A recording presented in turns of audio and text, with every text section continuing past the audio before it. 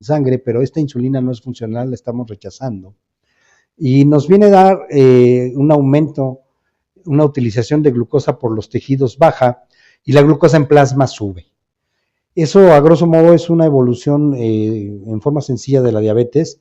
Hay un síndrome metabólico también muy marcado que termina afectando las grasas, termina afectando la síntesis proteínica y todo eso, ¿no? Esta resistencia a la insulina nos da como resultado obesidad grasa abdominal, insulinoresistencia, que una de sus consecuencias puede ser el ovario poliquístico, dado la intervención que tienen los estrógenos en el metabolismo de los azúcares.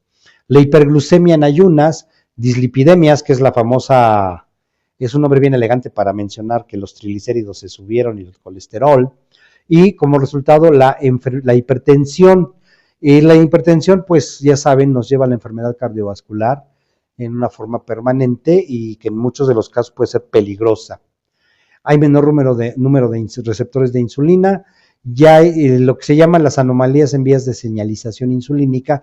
Ahí hablábamos del potasio, del calcio y todo esto que es importante para que la célula pueda abrir canales y se pueda trabajar con la insulina. ¿Tienen alguna pregunta?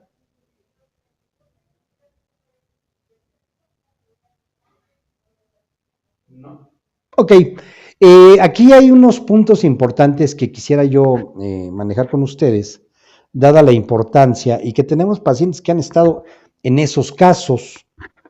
Nuestros pacientitos generalmente, ay, ¿qué hice?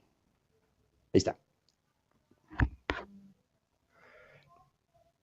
Nuestros pacientitos generalmente lo que hacen es no cuidar mucho los aspectos nutricionales. A veces no entendemos por qué, pero nosotros tenemos que decirle al paciente que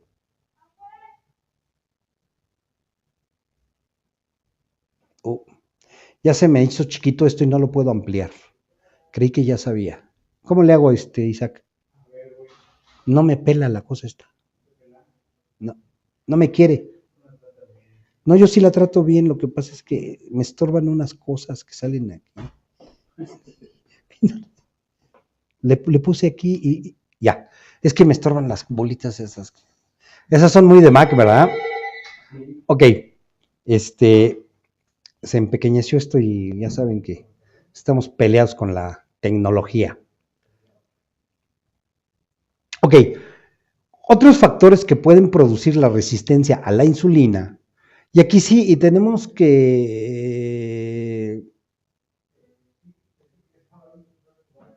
ser muy precisos porque vienen problemas desde el punto de vista de metabolismos alterados, hasta otros que pudieran sonar más simples, pero que igual son complejos y no son bien manejados por el paciente porque a veces el mismo paciente los ignora. Los ignora, ¿por qué? Porque son trastornos que mientras yo me siento bien, pues sigo bien y no voy a hacerme chequeos, pero cuando ya se presentan es porque ya hubo problemas en mi cuerpo, pero ya junto con el desencadenamiento de estos problemas ya tengo una resistencia a la insulina. Eso da el traste con todo lo que podamos manejar, aparte de que ya no tenemos un buen aporte de insulina en cuanto a la cantidad, pues que encima de eso todavía tengamos el problema de la resistencia a la insulina. Y generalmente en la poliquistosis ovárica o los quistes en los ovarios pueden ser un factor importante para provocar resistencia a la insulina. El síndrome de Cushing, que es un trastorno en la hormona de crecimiento en la glándula hipófisis. Pero aquí, bueno, Cushing no hay mucho que prevenir, se manifiesta por esta deficiencia, por este problema en hipófisis, pero el tratamiento con esteroides es un factor importante de la resistencia a la insulina. Los esteroides están siendo utilizados hoy en día mucho en los gimnasios. También se está utilizando en algunas terapias curativas en la medicina alopática. pero nos pueden provocar a largo plazo una resistencia a nuestra propia insulina, lo que nos convertiría prácticamente en diabéticos, ni más ni menos. La lipodistrofia también, que es una de los problemas con los metabolismos de grasas, también nos pueden provocar una resistencia a la insulina. Los embarazos también se consideran, aunque dependerá ahí más que nada del tipo de embarazo, no necesariamente. No vayan a decir, es que Lemus dice que no se embaracen porque les viene una resistencia a la insulina y les da diabetes. No, no, no. Anticuerpos contra receptores de insulina también se puede dar en un trastorno del sistema inmunológico. Los polimorfismos del receptor de insulina, que estos son problemas menores, pero se llegaría a dar como una posibilidad. Mutaciones, en el caso de la obesidad genética también. Acromegalia y hemocromatosis. La acromegalia es un trastorno que les crece mucho la cabeza y las extremidades, al grado tal que se ven un poquito raras las personas, y es un trastorno que durante los años 60, 70 se manifestó más porque había papás que no querían hijos chaparros, les daban hormona de crecimiento, y el resultado también era provocarles una acromegalia. La hemocromatosis, que es un exceso de fierro en los glóbulos rojos, también puede ser factor. No quiere decir que las personas que tienen todo esto van a ser forzosamente provocarse una resistencia a la insulina, Son factores. Acuérdense que cuando hablamos de factores, hablamos de la posibilidad de. Y entonces tenemos que ir armando nosotros el rompecabezas y ver si la persona tiene esta posibilidad de que su trastorno se deba más que nada a uno de estos factores o haya una deficiencia en las células pancreáticas. Bueno, ¿cómo diagnosticamos la diabetes? Bueno, eso es algo muy fácil. Glucosuria por la gran cantidad de azúcar en sangre, glucosa e insulina elevadas en ayunas. Está el parámetro de hoy en día de 80 a 90 miligramos por cada 100 mililitros o 10 decilitros. En Latinoamérica nos están llevando a un estándar un poco difícil de cubrir. Los libros de medicina interna en los años 70, libros como el Farreras, que era un libro argentino, manejaban que todavía normal en sangre se hablaba hasta de 140, 130, y ahora nos están manejando o nos están pidiendo inclusive mantener a los pacientes en un 80, 90 miligramos. Es muy difícil dadas las cuestiones raciales de los latinos, de los mexicanos, que es de quien más conozco yo. Entonces, yo creo que aquí tendríamos que pensar que si tenemos un paciente diabético con más de 150 miligramos y que logramos bajarlo a 120, 110, es bueno. Lo podríamos considerar como bueno.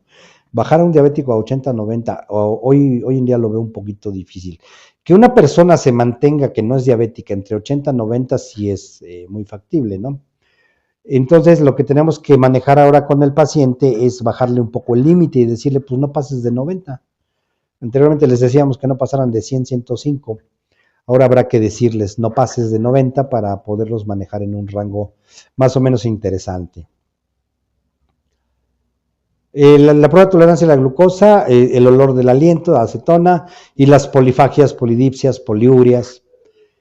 Son los métodos diagnósticos, pero acuérdense que no hay como la prueba de sangre, y más que el aparatito de que se pican el dedito y se toman su azúcar, siempre es más recomendable ir al laboratorio a que le saquen sangre y hacer una prueba directa, es más confiable. Y también mencionar lo siguiente, el hecho de que un paciente pueda ir a hacerse esta prueba en un laboratorio, pues siempre nos va a dar más seguridad. Entonces tenemos que hacer esa idea con el paciente que tiene que estarse checando continuamente en el laboratorio. Que no les baste con tener su medidor de azúcar en su casa y lo que diga, yo les voy a ser muy honesto, hemos visto algunas mediciones en pruebas que hemos hecho. Estos aparatitos tienden a marcar un poco más de la realidad. Y no me atrevo a darles un criterio ya normado de eso, porque siempre va a depender de la marca. Pero el 90% de los aparatos que vimos y que medimos nosotros e hicimos la prueba contra prueba laboratorio, el 90% resultaron que daban una lectura de 10 a 15 miligramos más. Es importante también que consideren eso porque posiblemente si ustedes tienen un diabético y lo tienen ya en 82 y ya lo lograron hacer que bajara y aparece en la lectura del aparato casero 120 o 100, pues lo van a seguir bajando y a lo mejor ya estamos llegando a niveles ya muy bajos de glucosa, ¿no? Entonces el ejercicio que hicimos hace unos años sirve para darnos una idea de esto, ¿no? Y ver hasta dónde es confiable el aparatito que compran los pacientes y lo tienen en su casa. Es bueno que lo lleven el aparatito a consulta para que ustedes lo conozcan el aparato y vean qué clase de aparato es. Sobre todo ahora con tanta cosa pirata, no sabemos. Ok, los tratamientos de la diabetes tenderán siempre a incrementar el metabolismo.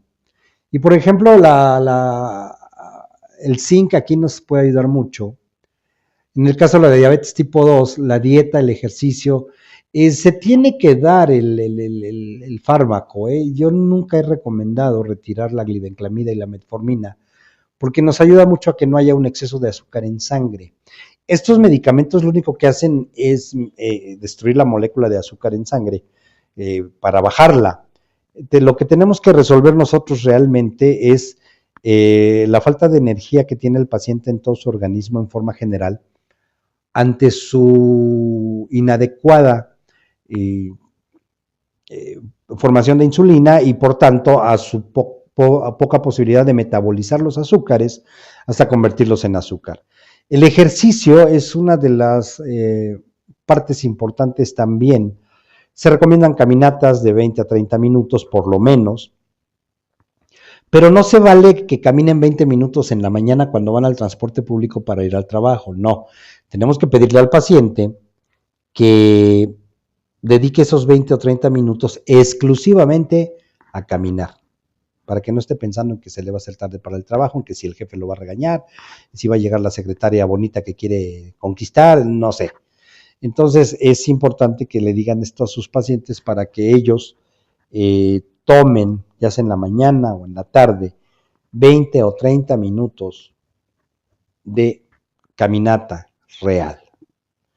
No se vale la ida al transporte público. Es que voy a tomar el pecero y me tardo 20 minutos. No, eso no lo vamos a considerar como un ejercicio propiamente dicho. La otra parte importante que tenemos que dar es la dieta. Y pues bueno, dentro de la dieta vamos a retirarles los azúcares, en particular los refinados, perdón.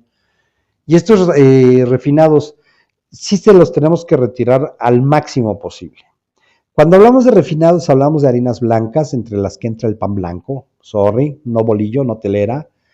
Los azúcares, ningún tipo de azúcar refinado. El azúcar morena puede ser también dañina para un diabético. Tenemos que buscar la manera de que endulcen un poco su alimento. Hay algunos aminoácidos como la fenilalanina o la glicina que tienden a endulzar el líquido donde se ponen. Y tendríamos también que reducirle la ingestión de grasas, que no consuman carnes muy asadas, muy guisadas en grasa, porque finalmente esas grasas, ya tenemos el problema del azúcar, y esas grasas en el momento en que se conviertan o que tengan que ser reconvertidos en energía, se van a convertir en otros azúcares. Y entonces la tasa y la elevación que vamos a tener en el azúcar del diabético va a ser importante. También tenemos que retirar definitivamente los refrescos. Vamos a decir algunas marcas para que nuestros amigos en Sudamérica, porque creo que en algunos lados de Sudamérica no se les dice refresco, sino soda. Hablamos de Coca-Cola, Pepsi-Cola, Jarritos, Hidrol Mundet.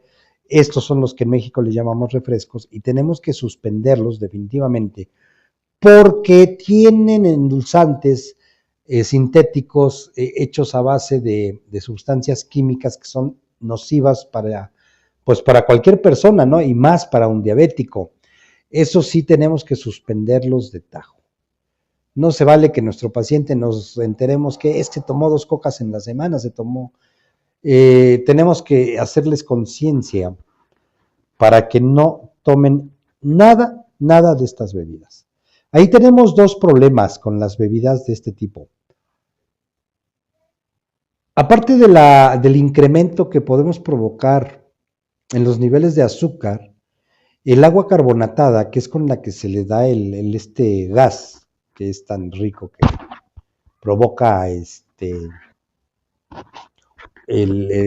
cosquilleo en la garganta al ingerirlos, también tiene un problema que es agua carbonatada y puede provocar la formación de núcleos minerales para que se adhieran el calcio y se formen cálculos renales. El diabético tiene comprometido el riñón. Si nosotros le permitimos que consuma refrescos o que consuma estas bebidas, lo que estamos haciendo es agravar el panorama de su riñón en el corto y en el mediano plazo. Evidentemente, el paciente va a tener una serie de antojos y todo esto, pero sí procuremos que el refresco no lo consuma por ningún motivo ni en ninguna circunstancia. Le vamos a agravar el problema con su refresquito si se lo permitimos, ¿no? Ok, la prueba de tolerancia a la glucosa es muy interesante. Nos puede servir para dar un parámetro junto con otra prueba que se llama glicosilación. Nos puede decir cómo se ha comportado el azúcar en el organismo de nuestro paciente a lo largo de las últimas semanas o tal vez los últimos meses. Y eso nos da un parámetro muy interesante para, en el caso de ser nutricionistas ortomoleculares, hacer algunos ajustes y o modificaciones en los tratamientos. Porque el hecho de que un paciente nos deje de visitar y esté tomando el tratamiento y no hagamos los ajustes necesarios, también puede llevar al paciente a desanimarse porque él sigue gastando, él sigue invirtiendo en su tratamiento y las mejoras que él veía anteriormente ya no son así. Es importante que dentro de los criterios ortomoleculares que sabemos que se tienen que aplicar, hagamos los ajustes en los tratamientos, los ajustes necesarios. ¿Para qué? Para que el paciente se estimule sienta un estímulo del esfuerzo que está haciendo para mantener sus azúcares, el azúcar de su sangre en niveles interesantes. No sé si tengan alguna pregunta, hoy estuvieron muy callados.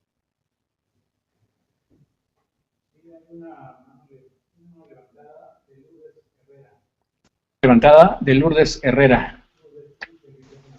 Lourdes, tienes el micrófono abierto, ¿quieres participar? Pues quería preguntar de la hipoglicemia, porque todos esos síntomas que dicen ahí, mi hija tiene hipoglicemia y está muy delgada, hace mucho ejercicio, cuida su alimentación, más bien tiene presión baja, pero pues no se arregla. ¿Qué se puede hacer ahí? ¿Qué le han dado de tratamiento para la hipoglicemia? Pues nada más dieta y ejercicio fue lo que le dijeron. Ajá, y dieta. Que tomara un poquito de metformina en la noche, un cuarto de... Pero a ver si entendí, ¿su hija tiene hiperglicemia o hipoglicemia? No, hipo. ¿Y entonces por qué le mandaron la glibenclamida? Eso le baja más el azúcar del sangre. Metformina, pues sí, eso es lo que... Y que se tomara una poquita de metformina en la noche. Toma, y es todo lo que tiene que tomar. Ella es muy delgada, pesa 50 kilos, tiene 23 años, hace mucho ejercicio, cuida su alimentación, tiene la presión baja, y entonces, pues, ¿cómo se le quita? Bueno, aquí tendríamos que manejarle una dieta un poco mejor dirigida. ¿Usted dónde está? físicamente? San Juan del Río. En Querétaro. Ah, ok. Aquí lo que yo veo es que le hicieron una dieta para un diabético. Ajá, le dijeron que era prediabética, No, no, que no. que la hipoglucemia se convertía en diabética si no se cuidaba. No siempre, no, no, no, no, no. Eso de los prediabéticos, déjenme decirles, digo, yo siempre les digo a mis pacientes, me dijo un doctor que soy prediabética, yo siempre les contesto, señora, usted nunca estuvo preembarazada, usted estuvo embarazada y punto. Entonces, es lo mismo. No sé si podamos, ¿por qué no le escribe a Rosy o a Isaac en un correíto y le mandamos un tratamiento y una dieta acertada? ¿Cuánto Pues mide sí, de altura? mide como 1,60 ¿Y pesa 50 kilos? y pesa 50 kilos. Sí tenemos un desajuste ahí entre el peso, o sea, su Sí, está índice. muy delgada. Sí, póngase en contacto con Isaac, por favor, mándeme datos y lo manejamos así por internet, le sugerimos una dieta, un tratamiento, porque sí, eso de la metformina a mí sí y decirles que son prediabéticos, bueno, eso sí, a mí honestamente me mata porque usted es precanceroso, usted es pre todo, ¿no? Es muy Pues sí. cómodo, es muy cómodo decirlo, pero a usted le va a dar un preinfarto. Y entonces No, y sí dicen. yo le voy a decir al doctor, le voy a dar un prepago y no lo va a pagar. Pero bueno, sí nos hace favor de contactar con Isaac o con Rosy para Sí, que le claro. demos seguimiento, porque Sí, muchas gracias. sí tiene una pérdida de peso, o sea, no tiene un peso adecuado ni a su edad ni a su estatura. Ajá. Y además, Y ha venido bajando de peso porque no pesaba tampoco. y muy posiblemente esta hipoglicemia la está dando las lecturas de hipotensión. Posiblemente Ujú. si corregimos todo eso empiece a mejorar la tensión arterial también. Sí, porque de repente se le baja la presión y le dan una pastillita para que se recupere y ya. Seguramente le dan el AS-COR, ese no le hace daño, no se preocupe. Pero no tiene por qué estarse bajando la presión así sin causa aparente. Pues sí, es lo que yo diría. Sí, Bueno, pues entonces y lo que le vimos escribo. ahorita, ya ve que hemos visto la relación de la somatostatina y todo esto de la presión. Ajá. Y lo que tenemos que hacer es aumentarle la ingestión de carbohidratos. Sí, eso es lo que cuando se le baja eso intentamos que tome algo, que coma, le digo, pues come para que tengas Que nada más algo más de carbohidratos. no le vaya a dar Coca-Cola, no se vale. No, que sí le recomiendan también que se tome coca. Bueno, el caso de la Coca-Cola es en casos de emergencia, 1. 2, como tiene un azúcar ahí de fácil asimilación, sí nos ayuda a reponernos un poco, pero que no se haga costumbre, ¿eh? Ya dije Sí, lo que no, no no. debía decir. No, se cuida mucho hasta eso. Sí, y el cuidarse mucho y no mejorar es factor para que dejemos tratamientos, ¿eh? Ajá. Por eso sí le suplico que nos escriba, que le escriba a Rosy y a Isaac, y ya tomamos el caso, le vamos dando seguimiento y le vamos Muy a bien. mandar unos nutrientes para que mejore definitivamente.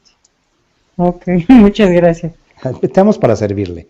¿Alguna otra pregunta? Me parece que no. ¿Todo bien? Bueno, ¿Terminamos o continuamos?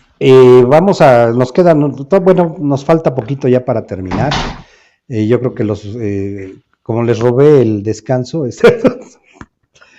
miren, yo no esperaba terminar hoy el tema de diabetes, lo vamos a terminar y ahorita voy a hablar del tratamiento ortomolecular, es lo único que nos falta. Están viendo una lámina muy, muy desagradable, son los números de casos en millones de diabéticos en el 95, en el año 2000 y lo que se espera para el 2005. Noten ustedes la barra de color rosa, cómo crece en el mundo. En el continente americano y actualmente en el año 2025, vamos a rebasar los 50 millones de diabéticos. Y por favor, esto pues tenemos que difundirlo, tenemos que decirle a las personas, posiblemente las políticas públicas en nuestros diferentes países han fallado por razones, bueno, aquí en México tuvimos un presidente que le puso un impuesto al azúcar para que las refresqueras no usaran el azúcar de caña, y resulta que las refresqueras, en vez de pagar ese impuesto, le pagaron un montón de investigadores y descubrieron que podían hacer una fructosa sintética, que es la que ahora tienen los refrescos. Nunca pagaron los impuestos. Este señor presidente que iba a salvar a los ingenios azucareros en México, ni salvó los ingenios azucareros, y hoy en día estamos llenos de diabéticos en México. Pero bueno, por eso es importante nuestra labor a nivel, yo le llamo a nivel trinchera, porque independientemente de las políticas públicas, tenemos que informar a los pacientes, decirles la verdad, por muy cruda que suene, no matizarles ni suavizarles las cosas, y empezarles a enseñar a cuidarse. Decía Thomas Alva Edison, curioso, pero no era médico, y dijo una frase muy buena, muy acertada. Él decía que el médico del futuro tendría el deber de informar a sus pacientes de cómo conservar la salud. Y estoy muy de acuerdo con esa frase. Nosotros tenemos que enseñarle a los pacientes a defenderse un poquito más. Miren, igual y algún médico o un terapeuta, algún agente dedicado a la salud podrá decir, sí, pero entonces ya no van con nosotros. Pues igual y no van porque se mueren. Entonces, yo creo que es nuestra responsabilidad y nuestro deber es informarlos hasta donde nos sea posible. Ok, el tratamiento para la diabetes, Vamos a intentar pues terminar hoy con la última sesión, aunque bueno, todavía nos quedan bastantes cosas por conocer y por aprender. Yo espero que ustedes en este curso, pues, o en estas conferencias, en estas sesiones, pues por lo menos hayan aprendido algo y se hayan llevado algo de lo que es, de lo que significa, ¿no? Todo este mundo de conocimientos de tratamiento nutricional integral frente al cáncer. Todavía quedan muchas cosas, o sea, esto no es lo único que actualmente se está tratando en pacientes con cáncer. Hay muchas cosas más y pues yo espero que más adelante podamos retocarla.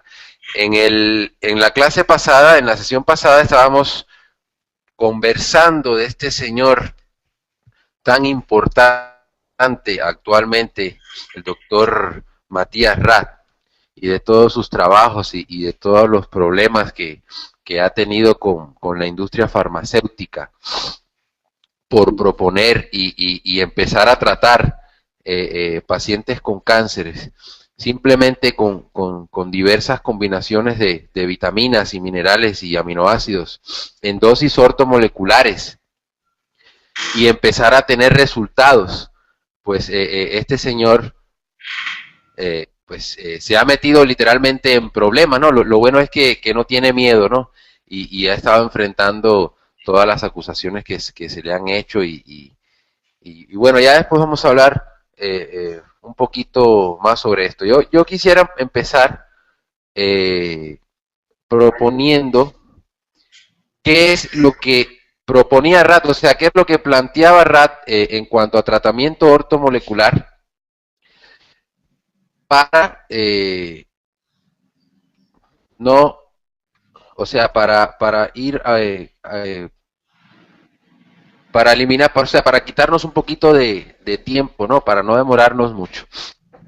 Rath proponía como primer aminoácido la lisina, ¿sí? O sea, la lisina es un aminoácido, es uno de los más importantes, interviene en funciones como el crecimiento, la reparación de tejidos, además de colaborar en la síntesis de anticuerpos y hormonas, ¿sí? Debe ser suministrado a través de un suplemento dietético y sencillamente eso es así porque el organismo no lo sintetiza, o sea, es decir, no puede fabricarlo por sí mismo. Pero bueno, me gustaría refrescar qué es un aminoácido. Bueno, para entender qué es un aminoácido, conviene pues, que hagamos un mínimo acercamiento, un ligero acercamiento a la biología de la célula, ¿sí? Y lo vamos a hacer de una manera muy pequeñita, o sea, muy sencilla. Todas las funciones metabólicas del organismo humano se rigen por un lenguaje biológico, ¿sí? Un lenguaje en el que las letras, por ejemplo, serían los aminoácidos. Actualmente se tienen 25 aminoácidos básicos y esos aminoácidos pueden combinarse entre sí, ¿sí? De muy diferentes maneras, dando lugar, ¿sí? Por ejemplo, ya sabemos que son las letras, dando lugar a palabras. Las palabras serían, por ejemplo, los péptidos, ¿sí? Y los péptidos dan lugar a las frases en ese lenguaje. Y esas frases serían las proteínas. Solo que, por ejemplo, en este lenguaje, pues cada letra por separado, ¿sí? Cada aminoácido desempeña importantes funciones metabólicas individuales, ¿sí?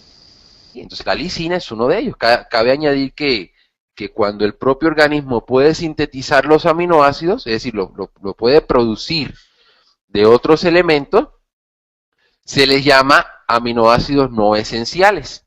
¿Por qué? Porque el organismo lo puede producir en cierto tiempo, también tenemos que aportar. Ya cuando se agotan las reservas endógenas, pues ya no lo podría producir. Pero bueno, a esos aminoácidos les llamamos no esenciales. Y si por el contrario, pues no puede producirlo y debe obtenerlo de fuentes externas, pues a eso se les denomina aminoácidos esenciales. Entonces, esos aminoácidos deben obtenerse de la dieta, ¿sí? Porque son imprescindibles para la vida. Pues bien, pues hay que decir que en el grupo de los aminoácidos esenciales, la lisina ocupa un lugar súper importante, o sea, ocupa un lugar primordial, tal como lo ocupa la vitamina C en el grupo de las vitaminas. Y como es en el caso de esta, la cantidad diaria requerida de lisina es superior a la de los demás aminoácidos. Piensen ustedes que aproximadamente un 25% del colágeno, o sea, el colágeno es estructural de los huesos, la piel, las paredes de los vasos sanguíneos y de todos los órganos. Todo este 25% está formado básicamente por dos aminoácidos importantes. Uno de ellos es la lisina y el otro es la prolina. Por eso, pues además de ser importante en el tratamiento del cáncer, juega un destacado papel en el sistema locomotor. Entonces es muy importante aquí, o sea, la lisina, porque participa, o sea, juega diversas funciones. Por ejemplo, la lisina participa en la síntesis de la endocarnitina, sabemos que es importantísimo en la generación de energía de la célula a través del metabolismo de las grasas. La L-carnitina es un transportador de las grasas, es el que transporta las grasas para que éstas se puedan pues quemar en las mitocondrias.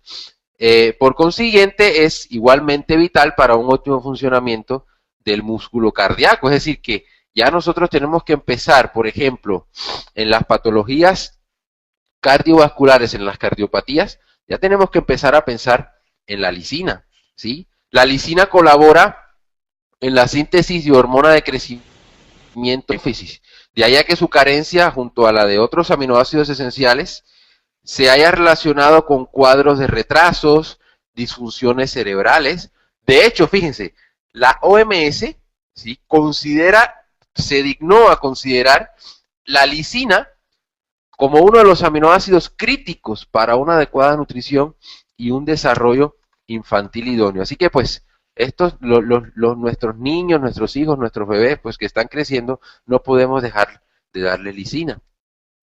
Y dicho esto, ustedes estarán pensando, ¿no? Estarán preguntando si con la alimentación nosotros obtenemos suficiente lisina. Y la respuesta es que muchos no, porque se trata de un aminoácido que se destruye en gran parte al cocer o freír los alimentos. O sea, es un aminoácido que es muy sensible a la cocción, ¿sí? Y también es sensible a la congelación. Así que imagínense, por ejemplo, tal vez alguna carne que usted congela, pues ya ahí está destruyendo lisina, y después la cose, pues destruye literalmente el 80, 85, yo me atrevería a decir hasta un 90% de la lisina. Por eso es recomendable ingerirlo como suplemento, preferiblemente combinado con, principalmente con vitamina B2, vitamina B6, vitamina C, niacina, ácido glutámico, hierro, ¿sí? Entonces, esto es muy importante. En cuanto a las fuentes alimenticias ricas en lisina, destacan el pescado, el pollo, los huevos, la leche, ya en mucho menor medida, pues los cereales, frutos secos y legumbres. Los mejores resultados se observan cuando, pues, combinamos con una dieta rica en vitamina C y baja en arginina, ya que arginina es un aminoácido, a pesar de que sea muy importante, también para el organismo, es un aminoácido antagónico, ¿sí? O sea, compite con la lisina para alguna función. Entonces, pues si vamos a dar arginina para alguna otra patología, pues hay que darla separado con la lisina. Cabe añadir el hecho de que el organismo puede almacenar una elevada cantidad de este aminoácido. Fíjense que esto es importantísimo. El cuerpo de una persona que pese, por ejemplo, 70, alberga en todo momento alrededor de 500 gramos de lisina, ¿sí? Por eso, pues sufrir una sobredosis de lisina, según el doctor Matías Rath, es tan imposible como sufrir una sobredosis de vitamina C. Nuestro metabolismo está acostumbrado a manejar grandes cantidades de estas sustancias y puede deshacerse de su sobrante cuando quiera y sin problemas. De hecho, en realidad es más frecuente lo contrario. Está constatado que hoy día casi todo el mundo padece de deficiencia crónica de lisina. Imagínense, no comemos carne cruda, no comemos huevos crudos, porque pueden estar contaminados con microorganismos, con parásitos, nos puede afectar desde el punto de vista gastrointestinal. Entonces tenemos que cocer los alimentos y en el proceso de cocción pues sufren muchas pérdidas. Por otra parte, según recoge el doctor Matías Rath, en su libro Avance de la Medicina Celular, las aplicaciones terapéuticas de la lisina en la lucha contra las enfermedades no solamente limitadas al cáncer. En los pacientes, por ejemplo, con aterosclerosis, afirma el doctor Matías Rath, plantea que la lisina puede poner fin a la exposición y al crecimiento de las placas depositadas en las arterias del corazón y del cerebro. El otro día estaba yo en la universidad dando clases y los alumnos pues tienen un doctor que le está dando ahora sistema cardiovascular. Y pues el doctor es uno de estos señores que es escéptico y que es gruñón y que trata a los alumnos como perros. Y pues los alumnos pues, se llevan muy bien conmigo y yo los ayudo mucho trabajos. Y pues precisamente el doctor le mandó a hacer una tarea de cardiopatía. Y yo pues les di algunas recomendaciones para que investigaran, pues les empecé a hablar de la lisina, les empecé a hablar del tratamiento ortomolecular que se puede utilizar en las patologías. Y entonces, ya cuando hicieron su exposición, pues el doctor pues les preguntaba, ¿no? O sea, no sabía qué onda, no sabía qué era lo que estaban hablando los alumnos, y al final se molestó, que casi siempre los doctores prepotentes cuando no conocen o no tienen un conocimiento de cosas nuevas, casi siempre pues se molestan, no estoy diciendo que sean todos. Y entonces pues regañó literalmente a los muchachos. Entonces ya tuve que ir yo a hablar con el doctor y a mostrarle pues toda esta bibliografía, ¿no? Para que se quedara calladito. Y entonces esto les quiere decir que por ejemplo, si este doctor piensa así, una persona que tenga cardiopatías, que tenga problemas de aterosclerosis, pues por supuesto no va a utilizar este tratamiento, que incluso es más efectivo que cualquier medicamento. Entonces estamos hablando de que la lisina puede poner fin a esta expansión y crecimiento de las placas depositadas en las arterias del corazón y del cerebro. Al mismo tiempo se puede iniciar un proceso terapéutico natural de las paredes arteriales a base de vitaminas y otros suplementos dietéticos, no solamente la lisina. O sea, la lisina hay que combinarla para que haga sinergia con otros nutrientes, es decir, su acción terapéutica. Con respecto a las enfermedades que tienen su origen en un virus, como es el caso de la gripe, los herpes, el VIH-Sida, o que son causadas por bacterias como las infecciones pulmonares del oído interno de la vejiga, la lisina puede detener o frenar la expansión agresiva de las mismas, ¿sí? La ingesta de una combinación de altas dosis de vitamina C y otros suplementos dietéticos junto con lisina puede aportar beneficios adicionales, incluso en pacientes que sufren una inflamación crónica del estómago, del intestino, de las articulaciones, de los huesos. O sea, el uso de la lisina puede ayudar a controlar estas patologías, estos malestares.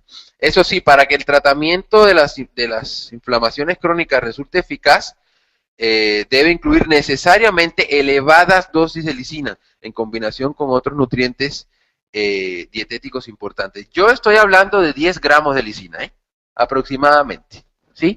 El doctor Matías Rath utilizaba dosis desde 3 gramos hasta 10 gramos. O utiliza, no utilizaba, utiliza. Entonces, es importantísimo. También en los problemas alérgicos más comunes, como la fiebre del heno, la neurodermatitis, la urticaria, pueden beneficiarse de una terapia a base de lisina, puesto que la lisina puede aliviar y prevenir la enfermedad.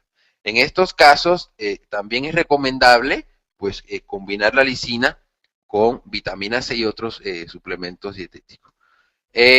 Pues cabe añadir que Rath no solo que para Rath no solo el cáncer, sino la práctica totalidad o la práctica total de las enfermedades constituyen solo un negocio para los grupos de poder que manejan el mundo, ¿no? Y de ahí que promoviera la creación de una fundación que lleva su nombre, desde donde ha efectuado diversas iniciativas para dar a conocer los métodos naturales de prevención y tratamiento de las enfermedades en contraposición a los métodos de la medicina farmacológica. Es el caso del programa de 10 puntos que con el nombre de salud para todo el año 2020, así se llama el programa, se presentó en Johannesburgo en agosto de hace ya 2 años, ante la reunión anual de la Organización Mundial de la Salud o la presentación en La Haya de People's Agenda, toda una constitución para un nuevo mundo de paz, salud y justicia social para todos. Esta constitución, pues la pueden buscar, la pueden leer, ahí Rath pues plantea muchas cosas, pues y pues haciendo esa declaración, pues el 14 de junio el doctor Rath presentó personalmente en nombre de todos los pueblos del mundo ante el fiscal de la Corte Penal Internacional de La Haya una denuncia por genocidio y otros crímenes contra la humanidad perpetrados en relación con el negocio, con las enfermedades de la industria farmacéutica y la reciente guerra de Irak. Entre los acusados pues se encuentran varios altos cargos de la administración norteamericana, George Bush a la cabeza, ya les había comentado en la sesión pasada, el primer ministro Tony Blair, los directivos de las grandes multinacionales farmacéuticas y las acusaciones recogidas en la denuncia en lo que se refiere a los cargos presentados por los delitos relacionados con la industria farmacéutica, pues son muchas, o sea, son diversas. estas acusaciones pues la pueden encontrar creo que la pueden encontrar en el libro de Matías Rath, o incluso la pueden encontrar también en internet, la pueden buscar. Y pues yo supongo que pues al ustedes escuchar estas palabras entienden por qué Matías Rath es una persona incómoda para la industria farmacéutica, y probablemente se pregunten por qué no han ido por él. Y él mismo contesta a este interrogante. Él plantea que la única razón por la que la industria farmacéutica no ha tomado represalias contra él es porque él vinculó ese negocio de la enfermedad sin escrúpulos con los mayores crímenes cometidos contra la humanidad en el siglo XX. El asesinato masivo durante la Segunda Guerra Mundial, que es un hecho histórico que el mayor cártel europeo petroquímico y farmacéutico financió la toma del poder de Hitler hace 70 años. Él pues es una persona muy polémica y es muy peligrosa para las industrias farmacéuticas, porque él conoce todas estas cuestiones, conoce toda la industria farmacéutica, cómo se maneja, cómo se dirige, y además está teniendo resultados increíbles en todas las patologías, no solamente en el cáncer, ¿sí? Entonces, pues Matías Rath pues propuso la lisina. Aquí tenemos pues las acciones de la lisina que ya se las he estado comentando, ¿sí? Y vamos entonces a pasar la prolina. La prolina es tan importante como la lisina, actúa en conjunto, o sea, no podemos dar lisina sin dar prolina, porque la prolina también forma parte estructural de las fibras de colágeno y la elastina. Entonces es importante que se den juntos porque actúan en sinergia, de ahí la importancia de conocer, ¿no?, la sinergia de las vitaminas, los minerales y los aminoácidos. Entonces, quedamos en que la lisina hay que darla con la prolina y no se puede dar con la arginina, ¿sí? Porque si no compiten por diversas funciones, incluso hasta por la absorción. Entonces, las funciones de la prolina son importantísimas, casi las mismas que la de la lisina, porque actúan en sinergia y pertenecen y están formando parte como función de ladrillos, ¿sí?, de las fibras de colágeno y la de la elastina. Ahora, otro componente que propone el doctor Matías Rath es un componente que se llama epigalocatequina galato, se conoce como EGCG, ¿sí? La epigalocatequina galato se trata de una catequina que está presente en los polifenoles, especialmente del té verde, y es importantísimo porque se ha demostrado que previene la aparición del cáncer y frena su propagación al inhibir la uroquinasa. La uroquinasa es una enzima que es fundamental para el crecimiento de un tumor, ¿sí? Tiene pues propiedades antimutágenas y antiproliferativas. Entonces, aquí, fíjense, aquí esto es muy importante. La epigalocatequina galato también es sensible al calor, ¿sí? Es sensible también a la cocción. Recuerden que cuando usted va a hacer un té, pues usted tiene que calentar, ¿no?, depositar ese frasco con ese polvo, ese complejo activo en agua caliente, y pues en esa agua caliente, este complejo activo pues es muy sensible también al calor. Entonces se recomienda pues darlo como complemento también, ¿sí? Aproximadamente se recomienda de 2 a 6 gramos en el día, ¿sí?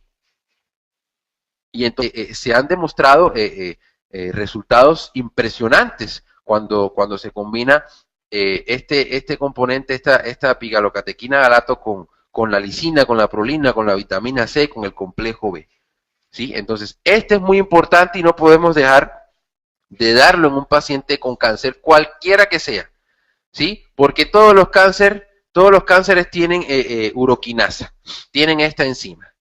Entonces, pues vamos a dar un componente que pues inhiba esta enzima para que el tumor no crezca. O sea, se ha demostrado que cuando dejamos de dar carne y cuando damos estos componentes, pues literalmente el tumor se frena su crecimiento, ¿sí? Este era otro de los componentes que proponía el doctor Matías Rath. Recuerden que los polifenoles son potentes antioxidantes que neutralizan los radicales libres y protegen las células. Entonces, fíjense, si nosotros combinamos la epigalocatequina galato con la vitamina C y con la lisina y con la lisina y la prolina, nosotros estamos haciendo varias sinergias ahí. Primeramente, estamos frenando el crecimiento del tumor. La epigalocatequina galato hace sinergia con la vitamina C. O sea, la vitamina C también realiza estas funciones, pero si nosotros damos epigalocatequina galato, estamos potenciando la función de la vitamina C. ¿Sí? Tal vez la vitamina C pudiera irse a otras funciones, ¿sí? Porque sencillamente ya le estamos priorizando la neutralización de los radicales libres y estamos protegiendo a la célula. Entonces, este complejo activo pues potencia la acción de la vitamina C y potencia la acción de la lisina y la prolina, porque protege las células y neutraliza los radicales libres. Entonces, cuando nosotros lo combinamos, pues la sinergia es impresionante y los resultados son impresionantes también. Otro de los nutrientes que no puede faltar, que proponía el doctor Matías Rath, era el selenio. Ya sabemos en clases anteriores o en cursos incluso de ortomolecular, que el selenio es importante en el sistema de defensa del organismo y protege a las células de las toxinas. Yo lo utilizo mucho en mis pacientitas con cánceres de mama y da muy buenos resultados. El selenio frena el crecimiento tumoral, los primeros estadios de propagación del cáncer. Matías Rath también proponía la N-acetilcisteína, ¿sí? Se conoce como NAC. Él plantea que es fundamental en la producción de glutatión, que es una de las enzimas antioxidantes endógenas más importantes de la mitocondria celular, y protege el tejido conjuntivo, evitando su destrucción. Entonces, él también proponía en altas dosis, también estamos hablando de dosis de 3 a 10, proponía la arginina. Recuerden que la arginina no podemos darla con la lisina, porque es un antagónico de la lisina. Entonces hay que darla, por ejemplo, si nosotros vamos a dar lisina, la tenemos que dar por separado de la arginina, ¿sí? Yo, por ejemplo, si daría lisina en un paciente con cáncer, daría la lisina en las comidas fuertes y la arginina la daría en las colaciones, ¿sí? Y de esa forma, pues no me afecta la competencia que hay por aminoácidos. Entonces, la arginina es imprescindible en elevadas cantidades en caso de estrés, lesión o enfermedad. No solo mejora el rendimiento del sistema inmunitario, sino que evita la multiplicación de las células tumorales. Las mayores concentraciones se hallan en el tejido conjuntivo. Sabemos que el cáncer también se caracteriza por destruir el tejido conjuntivo. Entonces, si nosotros damos arginina, estamos ayudando a que esto no ocurra. Se recomienda dosificar la lisina, como ya les dije, ya que son aminoácidos antagónicos y pueden competir para algunas funciones del organismo.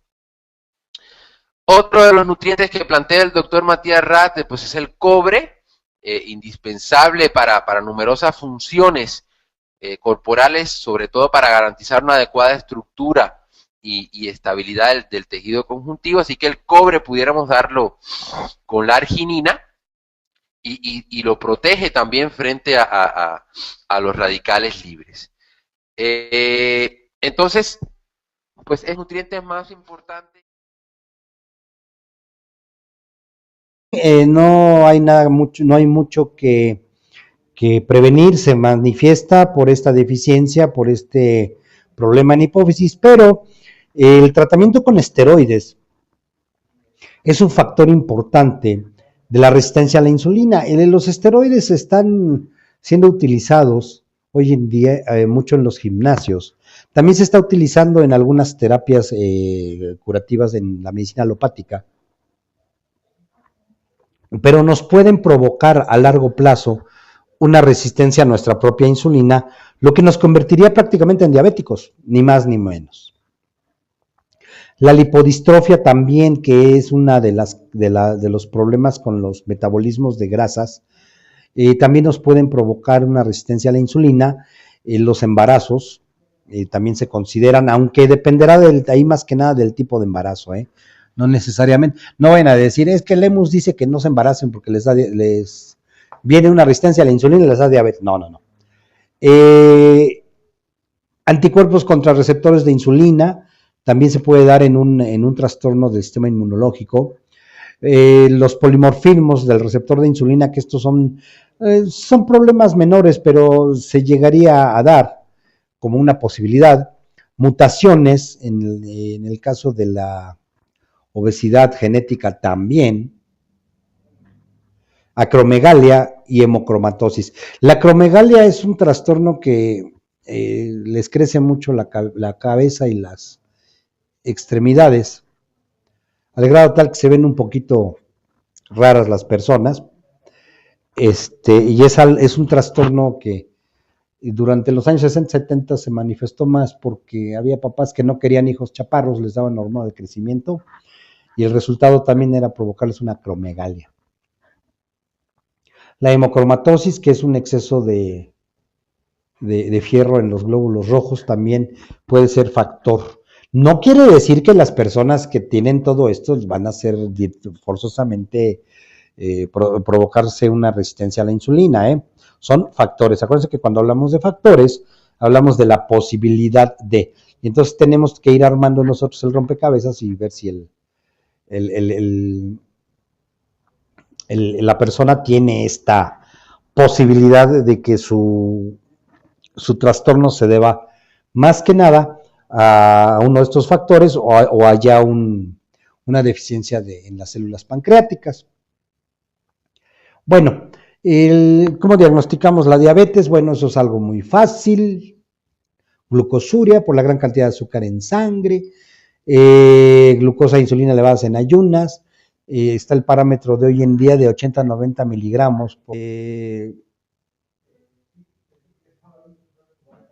Ser muy precisos porque vienen problemas desde el punto de vista de metabolismos alterados hasta otros que pudieran sonar más simples, pero que igual son complejos y no son bien manejados por el paciente porque a veces el mismo paciente los ignora. Los ignora, ¿por qué? Porque son trastornos que mientras yo me siento bien, pues sigo bien y no voy a hacerme chequeos, pero cuando ya se presentan es porque ya hubo problemas en mi cuerpo, pero ya junto con el desencadenamiento de estos problemas ya tengo una resistencia a la insulina. Eso da el traste con todo lo que podamos manejar, aparte de que ya no tenemos un buen aporte de insulina en cuanto a la cantidad, pues que encima de eso todavía tengamos el problema de la resistencia a la insulina. Y generalmente en la poliquistosis ovárica o los quistes en los ovarios pueden ser un factor importante para provocar resistencia a la insulina. El síndrome de Cushing, que es un trastorno en la hormona de crecimiento en la glándula hipófisis. Pero aquí, bueno, Cushing sangre, pero esta insulina no es funcional, la estamos rechazando. Y nos viene a dar un aumento, una utilización de glucosa por los tejidos baja y la glucosa en plasma sube. Eso, a grosso modo, es una evolución en forma sencilla de la diabetes. Hay un síndrome metabólico también muy marcado que termina afectando las grasas, termina afectando la síntesis proteínica y todo eso, ¿no? Esta resistencia a la insulina nos da como resultado obesidad grasa abdominal, insulinoresistencia, que una de sus consecuencias puede ser el ovario poliquístico, dado la intervención que tienen los estrógenos en el metabolismo de los azúcares. la hiperglucemia en ayunas, dislipidemias, que es la famosa, es un nombre bien elegante para mencionar que los triglicéridos se subieron y el colesterol, y como resultado la hipertensión. Y la hipertensión, pues ya saben, nos lleva a la enfermedad cardiovascular en una forma permanente y que en muchos de los casos puede ser peligrosa. Hay menor número de receptores de insulina, ya hay lo que se llaman las anomalías en vías de señalización insulínica. Ahí hablábamos del potasio, del calcio y todo esto que es importante para que la célula pueda abrir canales y se pueda trabajar con la insulina. ¿Tienen alguna pregunta?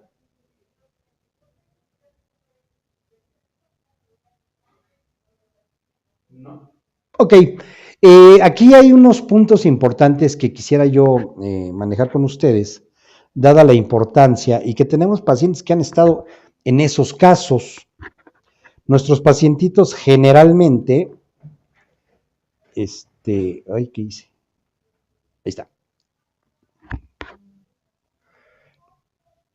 Nuestros pacientitos generalmente lo que hacen es no cuidar mucho los aspectos nutricionales.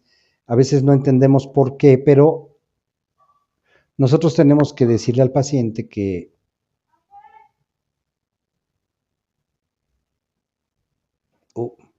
ya se me hizo chiquito esto y no lo puedo ampliar.